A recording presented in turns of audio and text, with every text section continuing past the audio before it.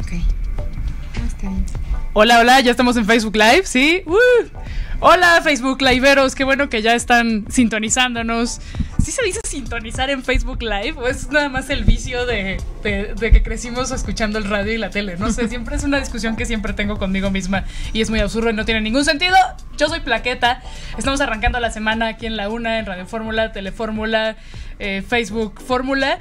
Y esto es Macho en Rehabilitación, el programa donde pues intentamos que se nos quite los sexistas y nos portamos mal y hacemos enojar a los troles y a los haters y nos hacen preguntas ahí medio obvias de gente que se niega a googlear. Bueno, en fin, hoy tenemos como un tema que son dos temas, pero que son varios temas. Vamos a hablar de la actualización del caso Lesbi, porque la semana pasada estuvo muy movido este tema. Y también vamos a hablar sobre alerta de género, porque en Torreón se está impulsando que se active la alerta de género por la cantidad de feminicidios que ha habido en ese municipio, y lo tomamos como pretexto para hablar del tema. Entonces ya estaremos platicando en el show al respecto, pero hoy me acompañan Anayeli Pérez Garrido, ella es abogada del Observatorio Ciudadano Nacional del Feminicidio. Hola. Hola, ¿cómo están? Y también Sayuri Herrera Román, ella es abogada del caso Lesbi, integrante del Centro de Derechos Humanos Fray Francisco de Vitoria. Hola, Camila. Híjole, es que... ¿Cómo abordar estos temas que son tan terribles? Y hay que empezar desde lo más básico para que la gente se sensibilice, porque es que en este país tan lleno de atrocidades y de violencia, y que tenemos tan normalizada todas las violencias, y es muy difícil. Entonces, ¿cómo le hacen ustedes para hablar de estos temas? Bueno, pues más bien estamos en la lucha para combatir, para erradicar este grave problema que sabemos que tiene un origen histórico, cultural, social, pero que también hay una gran parte de responsabilidad del Estado, que fomenta incluso a veces, en algunas ocasiones, y bueno, el caso de Lesbi es un gran ejemplo, sí, de que se fomenta la tolerancia a este tipo de hechos tan violentos, y a partir también de la impunidad, ¿no? Del uso de estereotipos también de género desde las mismas autoridades, quienes tienen la obligación de atender y de atender en un primer momento la prevención, ¿no?, de la violencia, o de atender estos casos tan atroces como un feminicidio. Claro. ¿Qué pasó la semana pasada en el meeting ahí en Ciudad Universitaria para exigir justicia por el caso de Lesbi?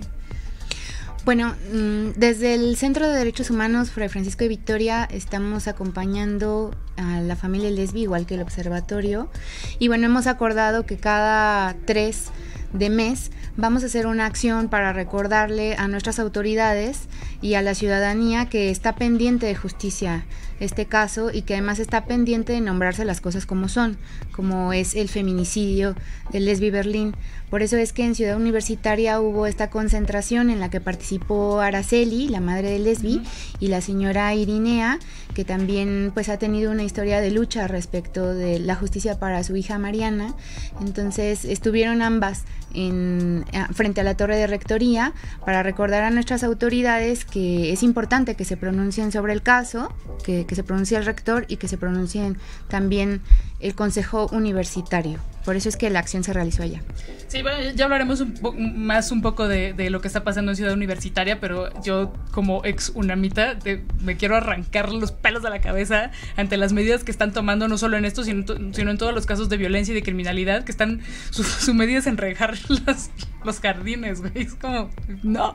Pero bueno, ya mero entramos al aire. En unos segundos. Aquí no respetamos cánones ni protocolos de lo que un programa debe de ser. Estamos libres de ataduras. Historias que valen la pena ser contadas con completa libertad editorial. Estás en La Una. México, necesitamos hablar. No somos nosotras. Eres tú. Macho en Rehabilitación. Tamara de Anda. Plaqueta. A partir de las pruebas realizadas, se concluye primero que no se pudo lograr la suspensión del cuerpo, por lo tanto no pudo haber asfixia. En la segunda, no hay suficiente presión alrededor del cuello, por lo tanto no pudo haber asfixia. De todas las pruebas realizadas anteriormente, en ninguna pudimos reproducir la posición final en la que fue encontrada Lesbi, ya que no son mecánicas suicidas. Hola, ¿qué tal? Muy buenas tardes. Ya es la 1 aquí en Radio Fórmula. Estamos arrancando la semana en esta barra. Y yo soy Plaqueta. Empezamos con Macho en Rehabilitación, el programa donde intentamos que se nos quite un poco cada semana los sexistas y otros vicios horribles que traemos arrastrando por una cultura machista. Esto que acaban de ver o escuchar es un video que preparó el Observatorio Ciudadano Nacional del Feminicidio para desmentir la versión oficial de que Lesbi Berlín Rivera Osorio se suicidó. Como ella fue encontrada asesinada el 3 de mayo pasado en Ciudad Universitaria, y ahora nos salen con que fue un suicidio, lo cual es absurdo desde donde lo veas, ni siquiera para una película absurda. El peor churro del cine mexicano, ni siquiera así hubieran podido escribir ese guión.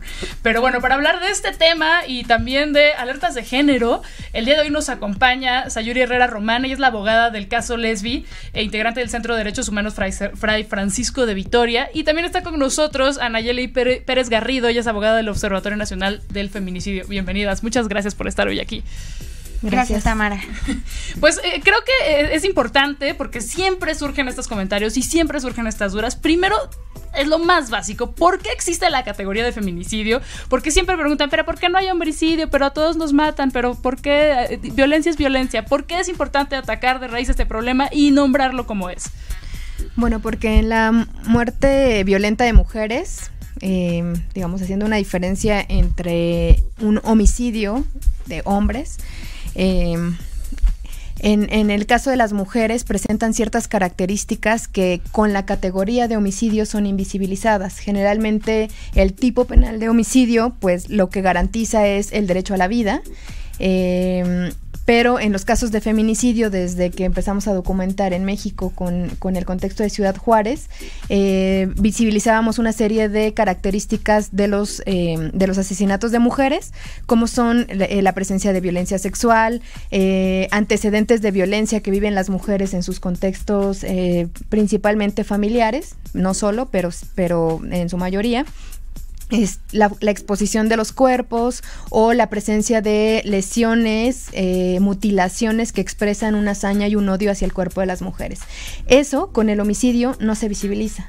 Era muy común tener calificaciones de homicidios simples cuando eran homicidios calificados, porque la autoridad no tenía la capacidad de visibilizar esas violencias expresadas en los cuerpos de las mujeres o en los antecedentes de violencia. O quedaba de lado la investigación hacia las parejas o los familiares que general, cuando son, digamos, los agresores, que tienen un contexto de violencia previo, ¿no? O las mujeres están inmersas en un contexto de violencia previo. Eso quedaba invisibilizado, por eso se nombra la categoría de feminicidio, para visibilizar que las mujeres nos asesinan por el hecho de ser mujeres, no por una discusión afuera del antro, no por porque nos quieren robar quieren robar el teléfono, exactamente. O sea, hay otras formas que expresan cómo es distinta esa violencia, y es distinta no porque, digamos, la sanción, de hecho, del feminicidio, pues debe ser equiparada al homicidio calificado, porque, digamos, si tuvieran perspectiva de género, el tipo penal de feminicidio no tendría por qué existir, ¿no? Si visibilizaran que hay violencia sexual, que hay una extrema hazaña expresada en los cuerpos, pues aplicarían el homicidio calificado, pero eso no sucedía, ¿no? Siempre hay una atenuante, ya sea jurídica o social, que disculpa el asesinato de una mujer. Entonces, por eso se creó un tipo penal que visibilizara cuáles son esas razones de género y las motivaciones, digamos, no subjetivas, sino objetivas en los cuerpos, que hacen distinto o que lo visibilizan de manera distinta a un feminicidio de un homicidio. Claro. Eso, digamos, es una de las razones. La discriminación que las autoridades ejercen en las investigaciones, y que aún ahora con el tipo penal de feminicidio vemos que las autoridades tienen una gran resistencia para aplicar el tipo penal. Entonces ahora, digamos, se van por el homicidio calificado, o también encontramos algunos casos como se está presentando en estos supuestos suicidios, donde la autoridad se resiste a tipificar el feminicidio o acreditar ese hecho como feminicidio, y se va por otras hipótesis como un homicidio simple o como un suicidio, ¿no? Sayuri, tú que has estado acompañando a la familia de Lesbi en todo este proceso, ¿por qué crees que las autoridades de la UNAM y de la Ciudad de México se sacaron de la manga esta explicación tan absurda y con el objetivo de, no sé, invisibilizar este feminicidio de Lesbi? Yo creo un poco por lo que ya comentas, ¿no? Para invisibilizar la violencia que hay hacia las mujeres, porque estamos frente a un sistema de justicia que también privilegia la palabra de los hombres ante un sistema de justicia compuesto por hombres, ¿no? Numerosos jueces, ministerios públicos son hombres, y bueno, también hay algunas mujeres, pero a pesar de eso, pues todavía no hay una perspectiva de género para trabajar ni las investigaciones ni los procesos de justicia, y eso es bien importante para que pueda haber equidad y para que realmente se pueda visibilizar la violencia que existe hacia las mujeres. Otra de las cuestiones que verdaderamente nos sorprende y que vemos en particular en el caso Lesbi, es el costo político que representa admitir que ocurrió un feminicidio en Ciudad Universitaria y que además están ocurriendo feminicidios en la Ciudad de México, y que nuestras autoridades están siendo incapaces de proteger a las mujeres de esta ciudad, y más todavía no lo admiten precisamente porque pues hay otros intereses por encima de la vida de nosotras, ¿no? Económicos, políticos, que se privilegian. Eso es lo que nosotros vemos. Ahora, el otro tema del que queríamos hablar hoy es que en Torreón, Coahuila, se está solicitando que se active la alerta de género. ¿Qué quiere decir esto? ¿Qué es una alerta de género? Bueno, la alerta de violencia de género es un mecanismo novedoso porque en ningún otro país existe. Este mecanismo es uno de los 2 mecanismos de protección que establece la Ley General de Acceso de las Mujeres a una Vida Libre de Violencia, que es una ley que se publica en 2007. El otro mecanismo son las órdenes de protección, que en muchos países sí existen y se aplican. En este caso, el otro mecanismo o este mecanismo de alerta de violencia de género, digamos que es un mecanismo de atención, de emergencia y de prevención, de atención y de emergencia, porque permite que organizaciones de derechos humanos o las comisiones de derechos humanos, incluso organismos internacionales, al detectar una situación de violencia feminicida, es decir, que se esté privando de la vida de las mujeres, o que por alguna razón las mujeres puedan perder la vida, o no necesariamente, porque la violencia feminicida también implica, por ejemplo, las desapariciones de niñas y mujeres, u otros casos que no necesariamente son feminicidio, ¿no? Sino que, no sé, por cuestiones de salud también haya una política pública que no esté previniendo la muerte de las mujeres, ¿no? Por otras razones, y que impliquen una forma de discriminación por razón de género. Al detectar esto, alguna de estas organizaciones pueda solicitar a la autoridad que tome acciones de emergencia, y se solicita al gobierno federal, porque el mecanismo, el mecanismo de la Ley General es un mecanismo federal, donde la Secretaría de Gobernación, como instancia obligada a implementar la política pública nacional, pues tome cartas en el asunto en un contexto de violencia feminicida.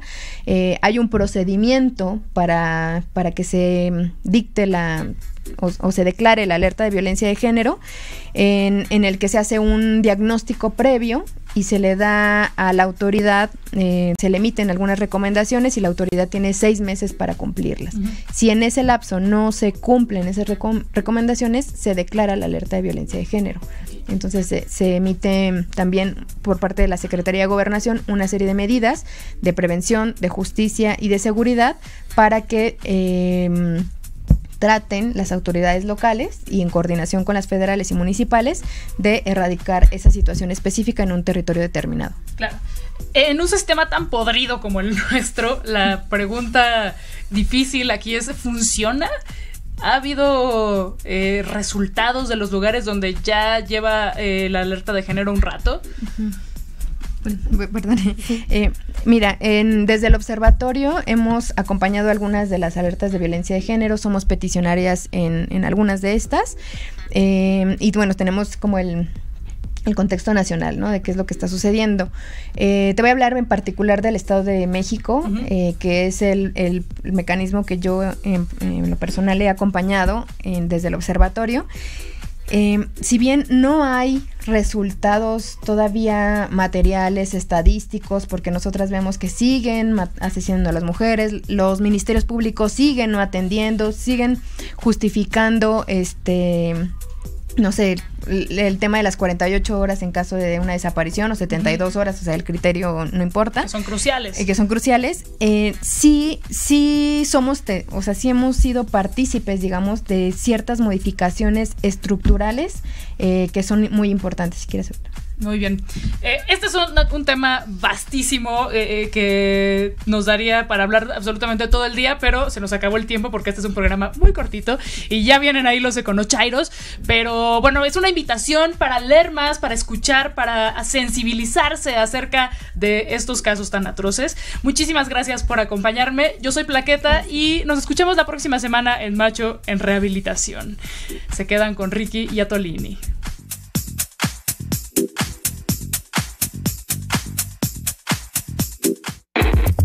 La Una. En Grupo Fórmula.